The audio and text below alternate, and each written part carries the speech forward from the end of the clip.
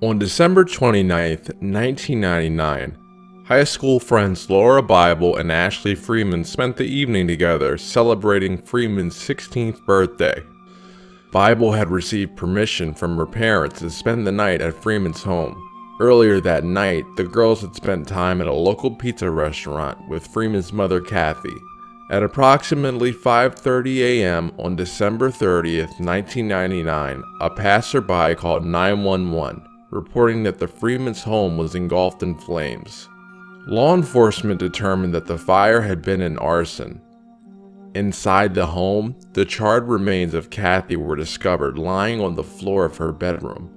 She had been shot in the head. Initially, no other remains were located, leading law enforcement to believe that Dan Freeman, Ashley's father, had killed his wife and fled with both girls. Bible's parked car was in the driveway of the home with the keys in the ignition. On December 31st, Bible's parents Lorraine and Jay returned to the scene, hoping to find additional clues law enforcement may have missed. While walking around the rubble, they discovered what appeared to be another body and called the police. The second body was determined to be that of Dan. Like his wife, he had been shot in the head. Following this discovery, the scene was re-examined, but no sign of Bible or Freeman was found. In 2010, the Freeman family initiated court proceedings to have Ashley declared legally dead.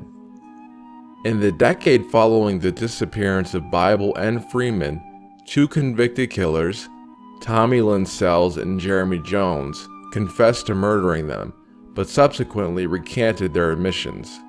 Jones had claimed that he murdered Freeman's parents as a favor for a friend over a drug debt, then took the girls to Kansas where he shot them and threw their bodies into an abandoned mine.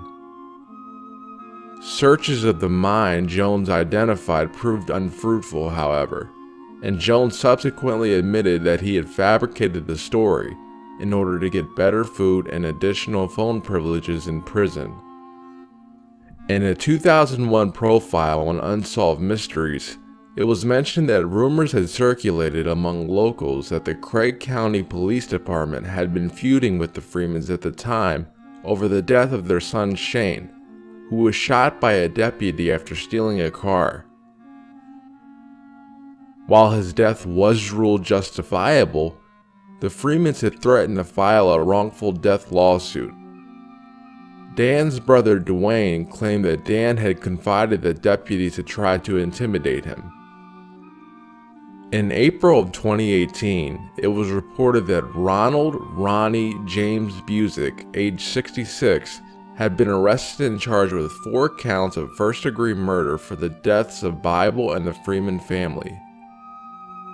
2 other suspects, Warren Philip Phil Welch II, who died in 2007, and David Pennington, who died in 2015, were also identified.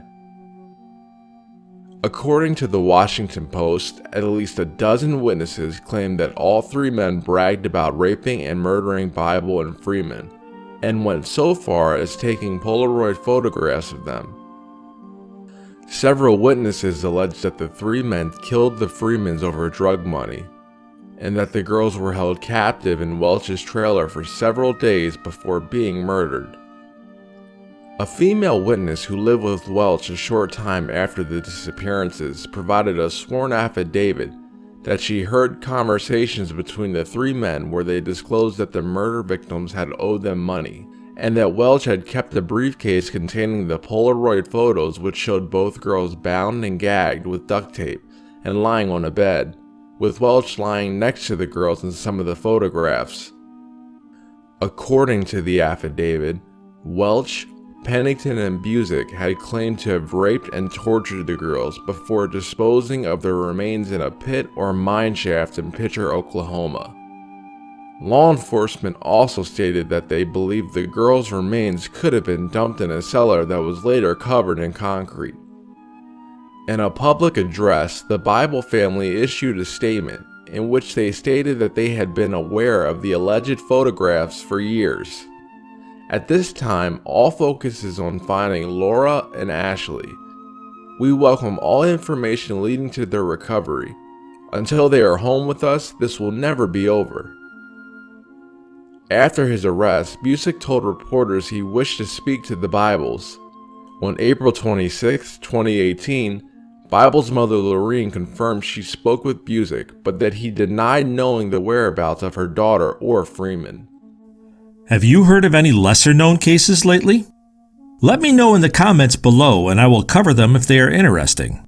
If you enjoyed this video, hit that like button. Also consider subscribing for more videos like this.